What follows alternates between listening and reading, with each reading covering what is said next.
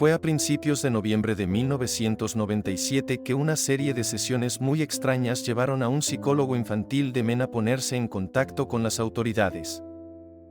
Todo comenzó cuando un paciente suyo empezó a hablarle de uno de sus amigos. Este amigo era imaginario tanto para el psiquiatra como para los padres del niño. Llamó a su amigo, Señor Sonrisa, y hablaba mucho de él durante algunas sesiones.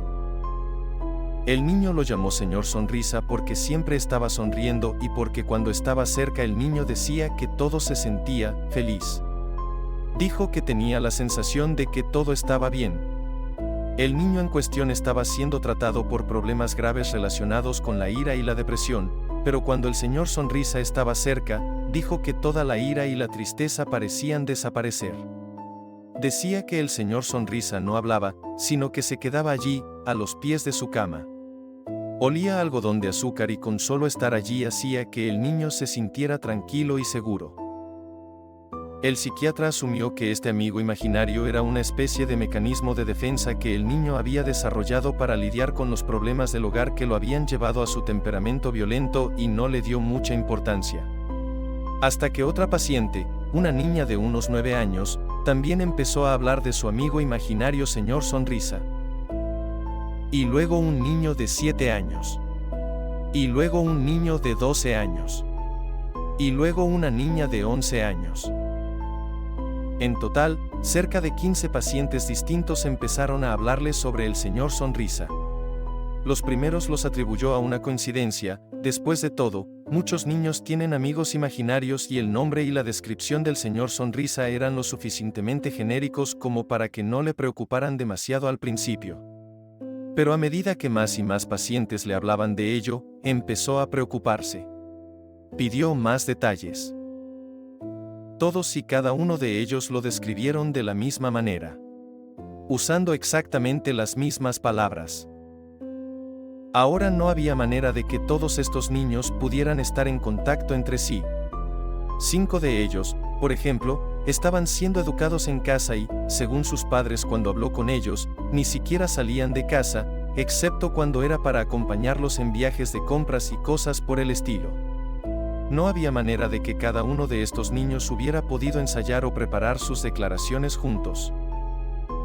Lo que lo llevó a una conclusión profundamente inquietante. Habló en privado con cada uno de los padres de los niños, uno a la vez. Evitó revelar demasiada información, pero les dijo que algo preocupante había surgido en múltiples sesiones con varios pacientes y que creía que existía la posibilidad de que su hijo estuviera en riesgo. Les pidió permiso para discutir el asunto con las autoridades y los padres dieron su consentimiento, siempre que se les mantuviera informados de lo que estaba pasando. Y así, durante el transcurso de la semana siguiente, la policía fue y habló con los niños sobre su amigo. Les pidieron detalles sobre su apariencia, que parecía que no podían describir aparte de la sonrisa y que, no era como ellos, como entró en su casa, todo lo que dijo o hizo mientras estuvo allí. Porque a estas alturas el psiquiatra, los padres y la policía estaban convencidos de que el Señor Sonrisa era bastante real y bastante peligroso.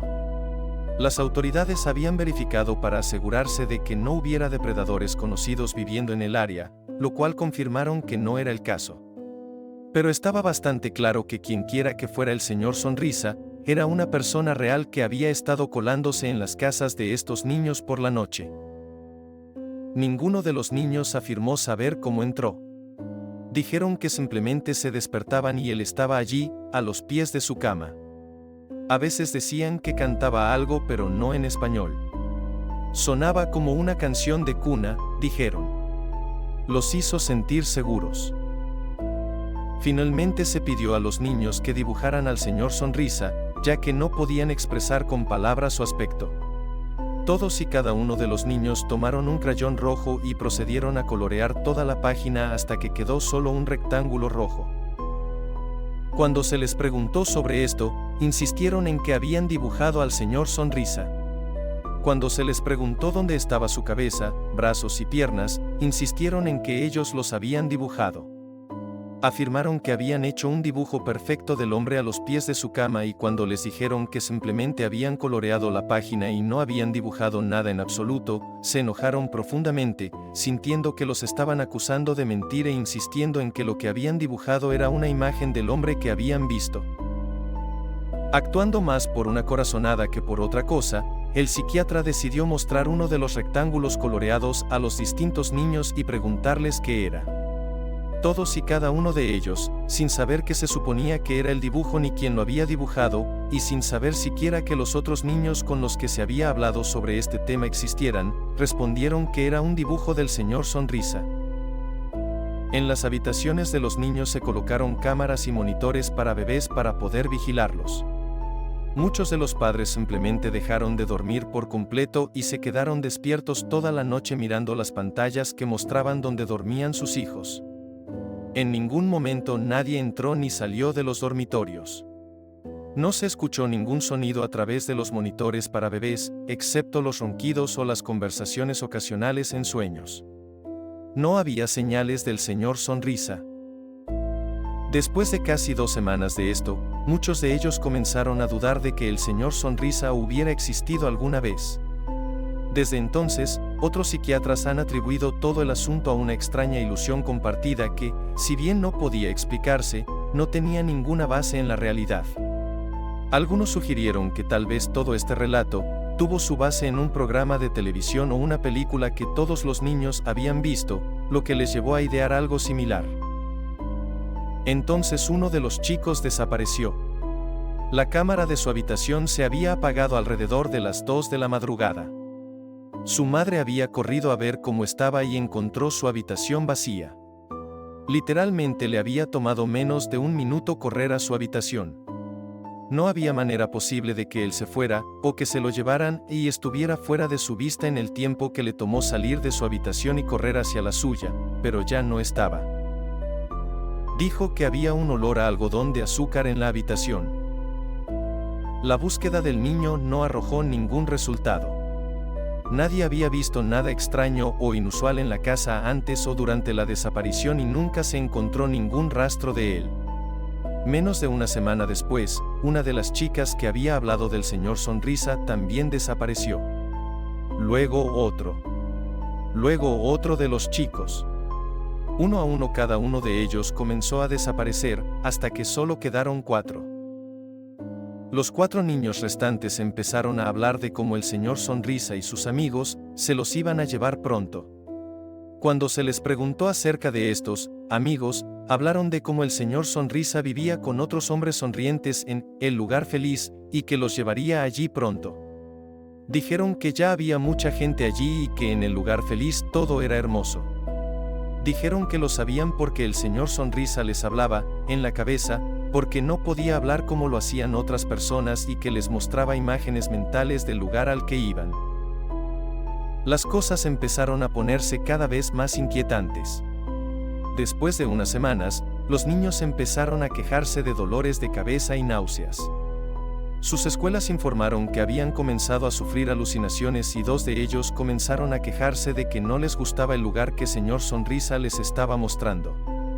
Uno comenzó a gritar durante media hora, actuando como si estuviera teniendo un ataque y gritando que pararan los colores. Que los colores eran horribles y que necesitaban que se fueran. Uno de los niños afirmó que el señor Sonrisa les hablaba mentalmente todo el tiempo y les contaba cosas terribles. Pero que no podían hablar de eso. Que no deben hacerlo porque entonces sus padres también se enterarían de las cosas terribles.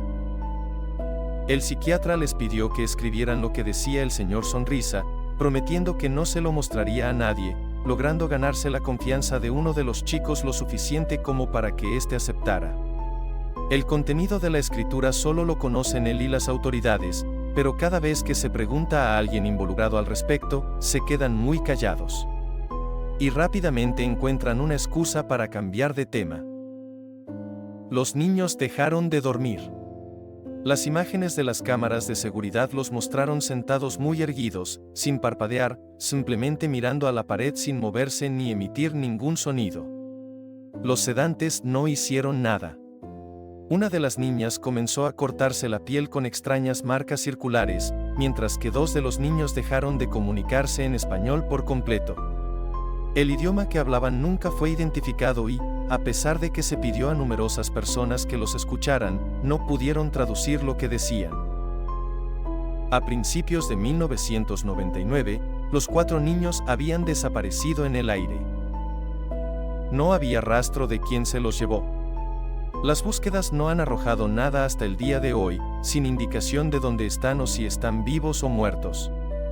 Tampoco se ha encontrado a ningún sospechoso, los 4 parecieron simplemente desaparecer en el aire, al igual que los demás, quienes también siguen desaparecidos y sus desapariciones son inexplicables.